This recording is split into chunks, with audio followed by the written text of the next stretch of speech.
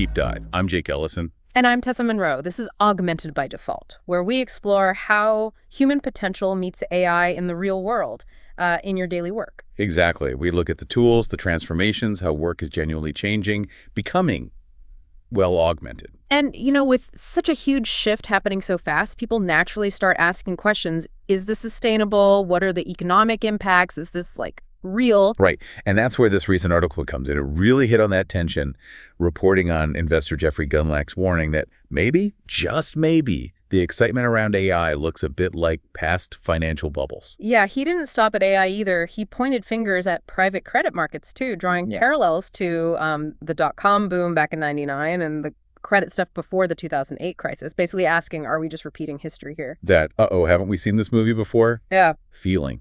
The massive hype, the valuations. Yeah. Sometimes feels detached, right? It can.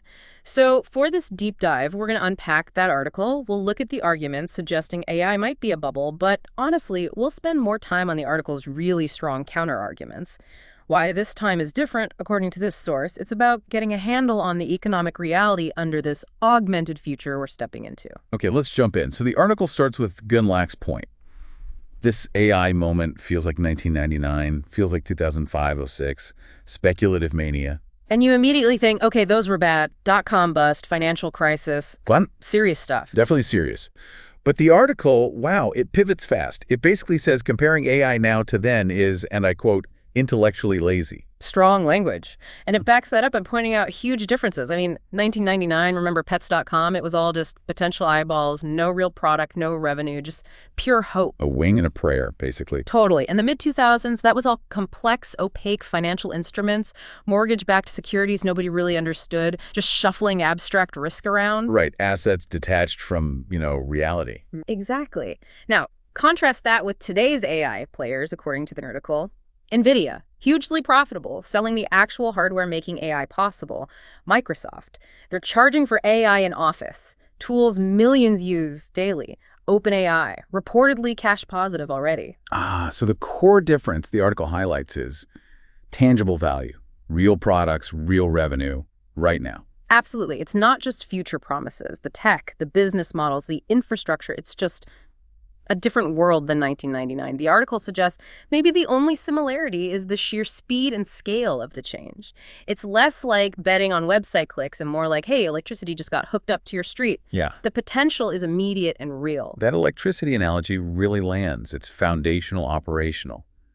Okay, what's the next comparison the article tackles? So Gundlach also brought up the idea that investors are often way too early on big transformative themes. He used electrification in 1910 as an example. Lots of excitement, but the real economic boom took decades. The point being, AI might be huge eventually, but maybe the market's paying for that future value way too soon. Exactly.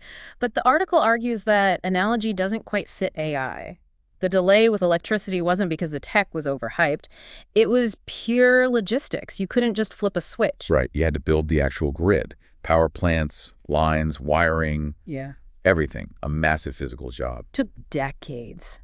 And the article's counter for AI is, well, the grid is largely already built. We have smartphones, browsers, the cloud, APIs. The digital highways exist. They do. We're not laying railroad tracks. The article has this great line, something like, we're already driving Teslas on the existing roads. The infrastructure is there. So the bottleneck isn't the build-out, it's the integration, using what's already available. Precisely. And it makes this provocative point.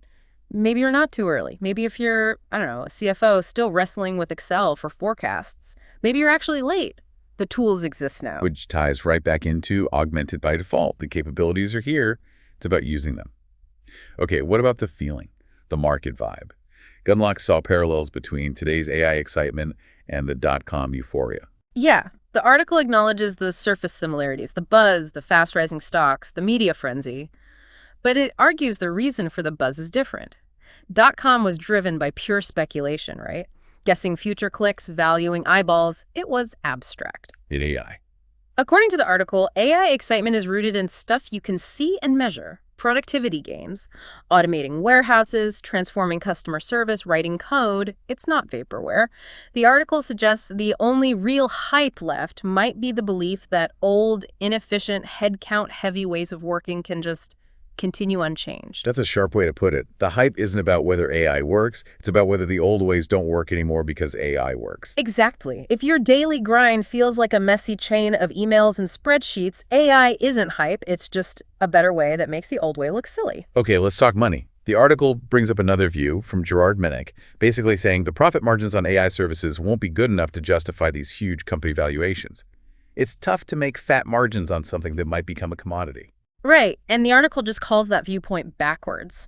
It argues the whole point of AI's economic impact isn't really about the margin on selling one specific AI tool or API call. Okay, if it's not the margin on the tool itself, what is it? It's about systemic cost compression.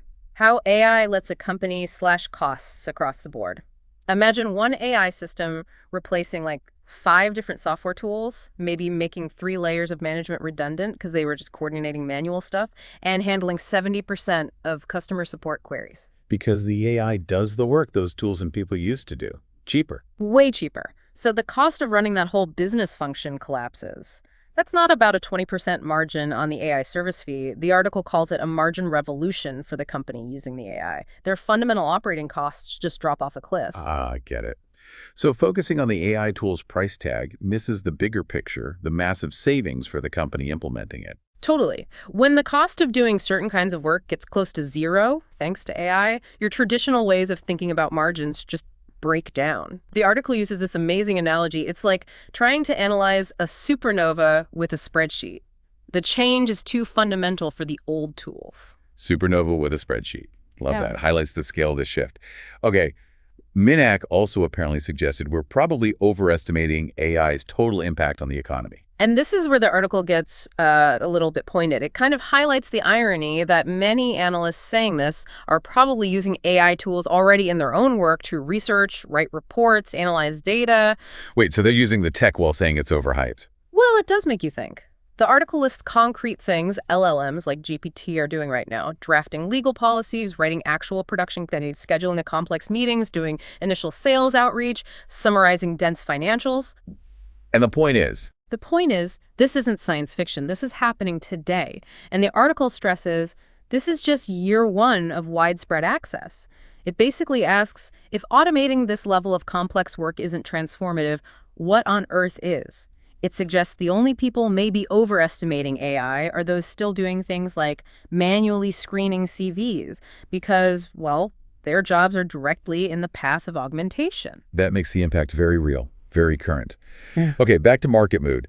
The article mentions this feeling that maybe the market's just running out of new reasons to keep piling into AI stocks. And the article just flips that right over. It says the market isn't running out of reasons to buy AI. It's running out of excuses to ignore the reality that AI is the new engine of productivity. Productivity engine. Yeah. What does that mean practically for companies? Well, think about it. Lots of companies are just trying to cut costs to survive inflation or whatever. AI, the article argues, lets you cut costs and grow revenue at the same time. Automation lowers expenses, sure, but it also speeds up innovation, improves analysis, enables new services. So it's not just about defense, cutting costs. It's offense, too. Both. But the article gives a really stark competitive reason to buy in. What if your competitor uses AI so well they can operate with, say, 80% fewer staff by 2027 and get the same or better results? 80%. Wow. That would crush competitors who don't adapt. Absolutely. It changes everything about their cost structure. The article basically says, adapt, use this engine, or watch your profits, your EBITDA, get eaten by someone else's large language model doing the work cheaper and faster. It's adapt or, well, you get the picture. It really frames AI adoption as a strategic survival issue, not just a tech upgrade. Okay, a couple of more niche points the article covered. One was about universities maybe being forced to sell AI assets because of political stuff. Yeah, the article pretty much waves that away as irrelevant noise for the big picture of AI. It argues basing your view of AI's future on, like, campus politics at a few universities just misses the point. Why irrelevant? Because AI isn't just happening in universities. It's being deployed by huge global players. Amazon, Lockheed Martin, big banks like Westpac, plus tons of startups building their entire businesses around not having those old manual processes. AI adoption runs on data and GPUs, not endowment committee meetings. The article implies if universities were forced to sell, it'd just be a buying opportunity for others, not some systemic crisis for AI itself. Got it. The momentum is way broader than that. And finally, what about the link to potential problems in private credit markets? The idea that if that market cracks, it might expose AI as fragile. This is where the article draws its clearest line. It says private credit and AI are just not connected in that way. It paints private credit as this potentially risky area, illiquid, non-transparent debt, where problems can spread easily because no one knows exactly who holds what risk. Okay, so it sees private credit itself as potentially fragile, and AI. AI, the article argues, is the opposite. It's described as a deflationary operating system. It doesn't run on debt or leverage. It runs on data and compute GPUs, those chips that make AI work efficiently. So AI doesn't need healthy debt markets to thrive. Not really. In fact, the article suggests AI can actually make companies more resilient to credit stress. If you use AI to become leaner, faster, cheaper to operate, you're less likely to need shaky debt to cover up inefficiencies or survive a downturn. Huh. So it flips the script completely. AI makes you less vulnerable to financial shocks, not more. That's the argument.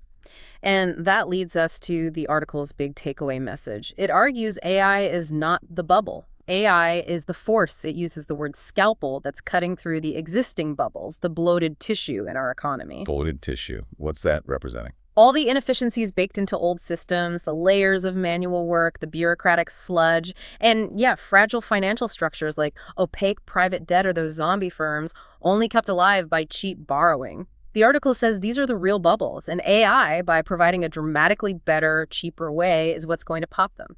So AI isn't the speculation. It's the disruptor exposing the bloat that past speculation might have enabled. That's the core idea. It contrasts the shaky value of those bloated structures with the concrete value of AI letting you do something that used to cost, say, $150,000 a year in salary for just cents worth of GPU time. Yeah. That's the massive economic shift it sees. That cost comparison is incredibly stark.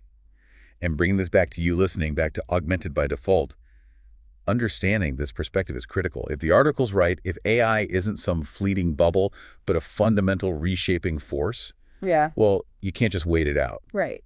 It means it's a lasting change impacting the tools you use, the skills you need, how your team is structured, maybe your whole industry. It shifts the question from if AI is real to how you navigate the transformation that's already happening. The article's core thesis is powerful. AI isn't the bubble. It's the sharp instrument poised to cut through existing bubbles of inefficiency, old processes, maybe even shaky finance, by fundamentally rewriting the cost of doing business, swapping expensive labor for cheap compute. And maybe the most pointed implication from the article is that the people yelling bubble, the loudest about AI, might be the ones most invested in the old ways, the very bloated tissue that AI threatens to trim away. Which leads us to a final thought for you, based directly on that scalpel metaphor. If AI really is cutting through the bloated tissue of legacy systems and inefficient work, pause for a second. Look at your own work, your team, your industry. What parts feel like that vulnerable bloated tissue? And more importantly, how do you make sure you're wielding the scalpel part of the augmentation and not the part that gets cut?